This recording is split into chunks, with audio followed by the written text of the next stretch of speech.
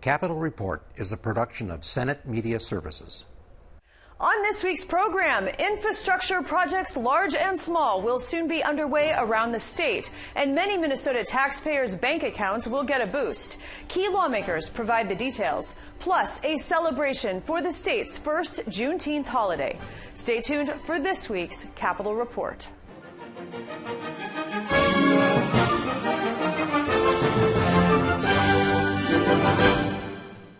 Welcome to this week's program. I'm Shannon Loehrke. At the end of the legislative session, the legislature passed a $2.6 billion package for upgrades to wastewater systems, local roads and bridges, state college and university assets, and more. Senator Sandy Pappas, chair of the Senate Capital Investment Committee, called it a monumental infrastructure and jobs package. And she joins me now in the studio. Welcome. Good morning. So you have vast experience on the Capital Investment Committee. I looked it up, and you have served on this committee for 20 years, since 2003. As the chair of the committee for the first time this year, what were your priorities? Well, it was a tremendous responsibility since we hadn't passed a bill in a couple years. But I think that my priorities were really to address the essential infrastructure needs of the state, to especially asset preservation. We have a lot of repair and replacement costs that we've been neglecting for our state agencies that we own. And then, of course, my members. I had to satisfy my members in terms of what their priorities are, and the Republicans, in order to get the votes to pass the bill. For those who don't live and breathe the legislature, it needs to be noted that bills that borrow money require a 3/5 majority. And the last bonding bill, as you said, was 3 years ago in 2020. Does the requirement for 60% approval to borrow make it harder to fund asset preservation in our often polarized political environment? Absolutely, it does. Because if the minority party decides that they want to use the bonding bill as leverage for other issues that they want, and that typically has been more a tactic that the Republicans have used, both in the House and now in the Senate, because they tend to, for some reason, be less crazy about doing a bonding bill, whereas Democrats always want to do a bonding bill. We always want to create jobs and build things and address the infrastructure needs of our state. And the Republicans' priorities have been more like tax cuts. And so using that as leverage, which the Democrats didn't want to do this year, did make it more difficult, and it has certainly in the past. Because the state was sitting on such a large budget surplus, the DFL majorities in the Senate and the House did have the option to pay for projects entirely in cash, and that thereby negating the need for any Republican support. In the end, though, what came through the legislature was $1.5 billion in general obligation bonds and $1.1 billion in cash. Why take this approach? Well, we have the cash. Most of our surplus that we had was what we call one-time money, meaning it's not going to reoccur in the future, about $11 billion of that. And so it was a good use of one-time money to spend it on infrastructure, which is a one-time cost. But yet we have all this capacity for borrowing that has been sitting there. So if we only did cash, it would be a much smaller bill because we had to save some money for next year's bonding bill.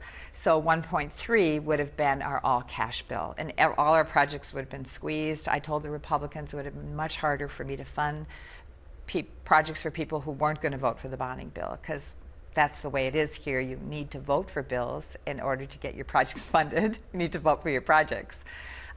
So doing the combination meant we could do a much more robust bill that would be like a makeup bill for the last 3 years. This is the largest package in state history, and I'm just going to throw out some numbers to give people examples of what's being funded. $317 million will go for asset upgrades at the University of Minnesota and Minnesota State colleges and universities. $247 million for the DNR, $402 million for roads and bridges, $501 million for water infrastructure, and $443 million for economic development initiatives. Plus, there's money for parks, pools, ice arenas, theaters, museums, sports centers, and more. How do you decide which projects to include? It's not easy. So the more money I have, though, the easier the decision making is. So it's really a combination of what are state agencies' priorities and the governor, because that is our responsibility to take care of the buildings that we own. So there's a big hunk of money that goes for that. The University of Minnesota and Minnesota State, they give us their priority list, and we try to follow that as closely as we can out of respect for them. And then we look at our members and we ask them, what is your priority for your local government, your local county? What kind of projects are essential to you? And it's very new for us to be, with cash, funding some of the nonprofits that serve our BIPOC communities, that provide, housing for homeless youth, that do health care, just so many essential things for local communities, and sometimes a children's museum like in St. Cloud. So we look at a combination of those three things. And try to find equity in projects all across the state, both Metro and Greater Minnesota? Traditionally, bonding bills are very heavily rural Minnesota. So my Metro legislators said, hey, we think we should get more of that bonding bill. So I tried to craft bills that were then balanced. They're half rural, half Metro, half Democrat, half Republican projects. But it does serve the whole state. Because you have served on this committee for so many years, this is a bit of a historical question. Tell me about the importance of bonding tours that the Capital Investment Committee takes, and why visiting areas all around the state, learning about project proposals and the needs of different communities are a crucial part of this process. And the most fun part of being on the bonding committee or capital investment, because it is great to see our entire state. And when you see a project in person, it just is more imprinted in your brain. Like during committee, I had so many projects to hear. I had over 500 bills assigned to my committee that each project got 4 minutes. So even now I'm saying, did I give you your 4 minutes? But if I see it in person, then it really does imprint in my mind. And I see the importance of that local intersection that's very dangerous. People have been killed. That wastewater treatment plant because of forever chemicals that are poisoning the water. It is really important to see those things in person.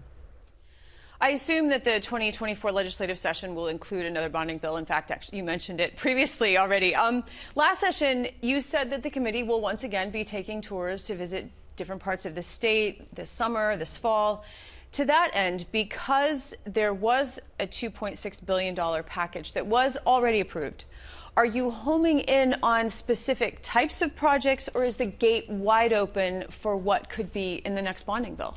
I would say the gate is partially open, because I'm a little worried that my members are really spoiled from this year's bill because it was so robust.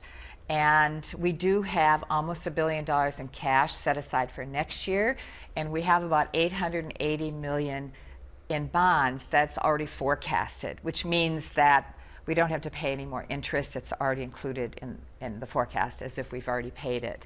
So that could still be a combination of $1.8 billion in spending, which is still pretty robust. But because we're so far behind, there's going to be a lot more needs out there than we can possibly meet. So that's why it's really important for us to do one in 2024 and 2025 and 2026, just kind of keep them coming so we can get caught up.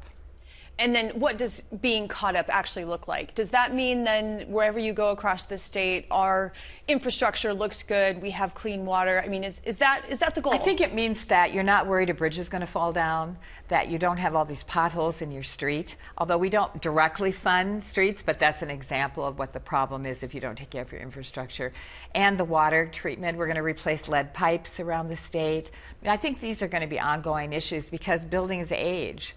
So now we have buildings that are 100 years old. We actually have 2 prisons that are 100 years old that need to be consolidated or replaced. So it's not going to be done in 26, but if we could get at least caught up and then just keep them coming in the future. So we're doing a bonding bill every year of $1 billion, $1.5 billion to just kind of keep up with those infrastructure needs.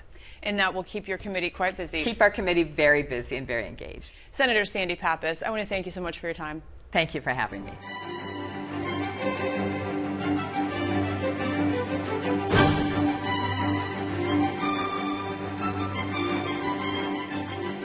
Lift every voice and sing Opening with the song Lift Every Voice and Sing, often referred to as the Black National Anthem, key lawmakers, Governor Tim Walz and St. Paul Mayor Chris Carter celebrated the first Juneteenth state holiday. A well-known person said, "Great nations do not ignore their most painful moments. Yes, that's right. They face them." That's right. Today, we are facing the moment when our most pain period finally came to an end. We are standing together to face the pain and suffering caused by the legacy of slavery, to reflect on the harm caused by segregation and Jim Crow, and to commemorate the moment when the final enslaved Africans were freed in Texas. Yes. It is a moment to honor those who fought so hard to make the nation keep the promise that all men and women are created equal in the image of God. And they are all endowed by the Creator with the right to life, liberty, and the pursuit of happiness. Black history is American history. It is our collective stories that we share as a nation. While we reflect on the deep pain inflicted by slavery and segregation, we also are presented with an opportunity to contemplate the possibilities of a shared future. I am the great-great-granddaughter of enslaved peoples. I'm the great-granddaughter of a traditional black midwife, the granddaughter of sharecroppers, and that history matters. Yes, it does. Yes, it does. And this is not just about talking about the painful parts of that history, but it's also talking about what has sustained us as we have endured that painful part of that history. And the joy that we bring everywhere that we go. That's it. Because joy is truly an act of resistance. When your humanity has been stripped away from you, when you have your joy, you have survival. We learn the history to improve the future. We learn the history to face up to where we're at. And I will echo President Champion's word. A great nation with great people, our children can handle the truth. Our children can handle what happened. Our children deserve and need to know what our true history looks like so we can truly become that inclusive state and country that we know we can be. Juneteenth is an important part of that. We will continue the essential work on racial equity in the years to come because we want to ensure that everyone all across Minnesota has the opportunity to succeed. This is a somber holiday for me because we both celebrate the eventual liberation that did occur. But we also have to acknowledge all of the harm, all of the wrong, all of the trauma. And so I stand here proud to be in a state that can move all that policy that you just described. I stand here proud to be in a state that does acknowledge this historic and momentous day with a state holiday.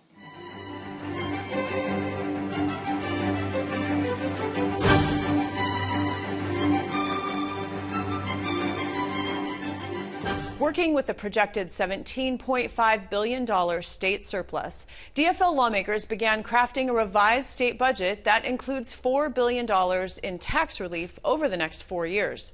Joining us in the studio to highlight the tax relief measures is the chair of the Senate Tax Committee, Senator Ann Rest. Thank you so much for joining me today. You're very welcome. Governor Tim Walz's initial tax proposal this session called for large one-time tax rebates of up to $2,000 for families and $1,000 for individuals. In the end, it was a smaller amount that passed, with some families being eligible for as much as $1,300 and individuals $260. During good fiscal times, are rebates good tax policy? This year, I think they are. Not all the time, but we had an extraordinary one-time surplus, and Minnesotans were telling us that they wanted to share in that blessing. And we did it in a number of ways.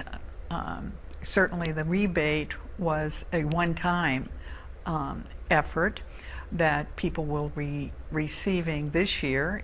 There's a caveat, they have to have filed a tax return in 2021, but then as you described, there's a a rebate for married people, for single people, and then there's an extra boost for families that have children. And we're hoping that those dollars get out sooner rather than later, so it can help with school expenses perhaps next year, next school year, and just putting groceries on the table. We're not talking about people taking European vacations on this money, although, you know, they may, some may. But certainly the necessities that they can get some relief from, I think, was one of the highlights of the bill.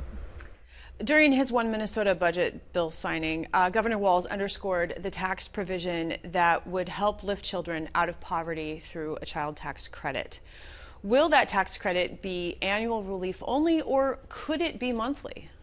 Well, I believe going forward now, the state and the Department of Revenue is really not equipped to do a monthly deposit into people's bank accounts or to send them a monthly check.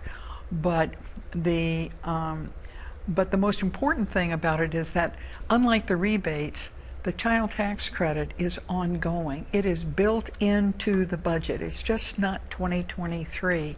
It's throughout that whole planning cycle that we have enough revenues to enthusiastically support that program. Governor Walz thinks, and I would agree with him, that is the signature item in his budget that we were able to pass. It was his #1 priority. It became mine, and I'm really determined that it not be diminished in the years ahead. Republican legislators and some DFLers this session pushed hard for the full income tax subtraction on Social Security benefits for all Minnesota beneficiaries. In the end, it is estimated that 76% of Minnesotans with Social Security benefits will not pay taxes on that income. Why did legislators ultimately decide to exclude family incomes above $100,000 and individuals above $78,000 for that subtraction? Well, the folks who have earnings above $100,000 are not totally excluded. The phase-out begins at $100,000 for married couples and is not exhausted until $140,000. And by that time, you really are dealing with just about 98%, 97% of the people who receive Social Security income. It's a very complicated system. You have to know everything about every individual to be able to predict how this bill is going to affect them. But I think we made a promise early on in the Senate tax bill that it was going to be at $100,000, phasing out to $140,000, and we kept that promise. And the House tax chair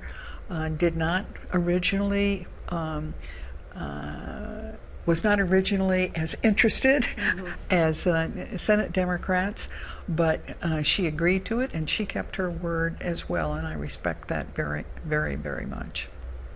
The state provides aid to local communities to help them finance their services, and many communities depend heavily on that aid.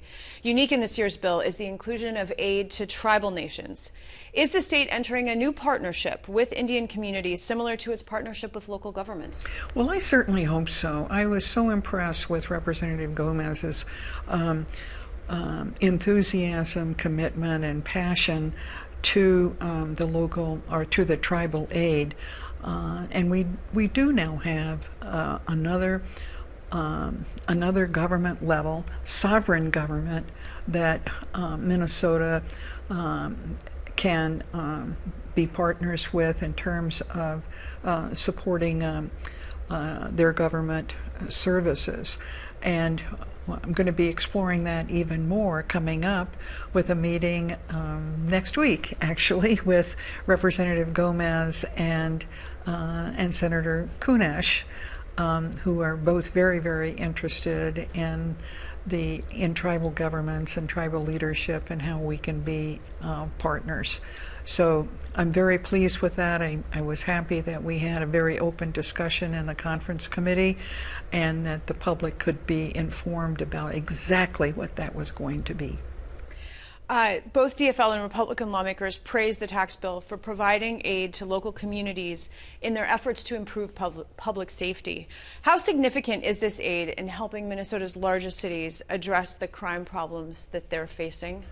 Well, I think it's not just about crime, quite frankly. Public safety is a much broader term than that. I myself have 5 cities in my Senate district, and I am visiting with the police chiefs and the city managers of all 5 of them, asking how they're going to use that aid. City of Plymouth is getting about $2 million. This is a little bit different than the city of Minneapolis, but about $2 million. And just exploring with them the kinds of things, services that they can provide both to their officers and to the public at large, particularly efforts to train professionals to de-escalate crisis situations so that they do not end in a tragedy. And I was very happy to make sure that in the Senate tax bill, we had $300 million for that. That's what we ended up with. In the House tax bill to start with, they had 0. So it was a heavy lift, let me tell you. And I fought for it, and I was happy that in the end it was extremely well received by both the House and the Senate conferees. And finally, before we go, Minnesotans also pay property taxes to their local communities. How does this new law address the state's efforts to hold down property taxes, specifically for farmers, seniors, renters, and homeowners? Well, we put in the bill a number of provisions to lower the effect of the valuation of people's property on which their taxes are, the homeowners are imposed. We did a lot of work in low-income housing and what's so-called 4D, which is low-income apartment housing. That's been a focus of mine for years. But the signature policy there was the way in which we are now going to deal with the renter's credit. And this was a proposal last year from then Representative Marquardt, now Commissioner, and Representative Gomez this year continued that, and I became a cheerleader for it. It brings the opportunity to benefit from the renter's credit into the current tax year, so 2023, on your 2023 tax form that allows you to take that credit, not in a separate check in September, but against your income taxes. And I believe that is going to be, that's going to be another possibility for middle income, lower middle income families to benefit from this wonderful surplus that we have. Senator Ann Rest, it's always a pleasure. Thank you. You're welcome.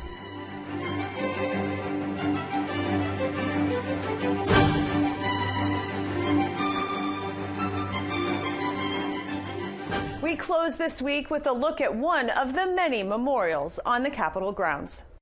Roy Wilkins is credited with helping to achieve some of the greatest civil rights advancements in U.S. history. What else is important to know about him? Well, he was local. He was a local hero, basically, back in those days. Worked through the law system, which is why this whole, the spiral ends up pointing towards the judicial building. Unlike Martin Luther King, who worked outside the system, Wilkins worked through the system and was working through the legal processes. So that's the main distinction point.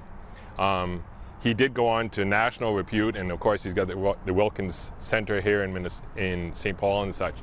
Between the plaque and the doors that we are interactive, it tells more about his history and what impacts and some of the quotes that he had. What did the quotes tell us?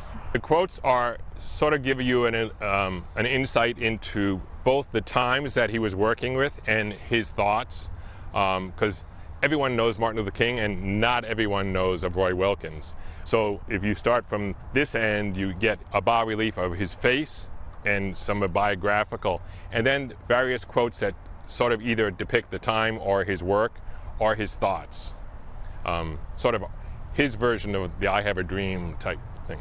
What is the significance of the spiral shape and of the actual shape of the sort of pyramid type things?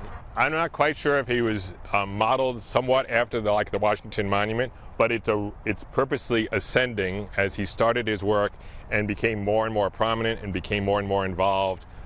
It starts off, from his years of leadership, basically markers in time that where he was struggling and not getting anywhere. And then as the pieces rise, he's getting more and more influence and getting more and more known and having more and more success, to the point when in the final end it all points to the Judicial Center with the reliquary at the end point. What about the flooring around the spirals? What is that supposed to represent? It's all representative of African either symbols or patterns, sort of like the Hmong flooring is very, very representative of their designs. But it's repetitive, and it's purposely chained off because in the winter it gets very slippery with the ice, and bronze also heats up, so it gets a lot of sun and a lot of heating, which is why we have wood benches. They're actually wood coverings, because the bronze benches, when we first had them, some people got actually hurt by sitting on them in the middle of the summer. Oh, ouch. So we put some teak wood on top of them. The memorial recently underwent a renovation. What had happened to it over time, and what needed to be done to restore it? This is all bronze, and the first patination job had been done under extreme weather conditions, and it really didn't take well, and then it had been vandalized over time. The doors had all been broken, either accidentally or intentionally, so some of them were always open, some of them wouldn't open, or some of them were dangerous when they open and shut, so because they're on fulcrums. It needed complete stripping down and a repatination, so we chose the color based on the original intent, which was sort of a warm light bronze. And so they stripped it all down, repatinated it, and then waxed it all so it would stay like this. So it won't change color over time? So it won't change color over time. It won't become the green that we see copper happening.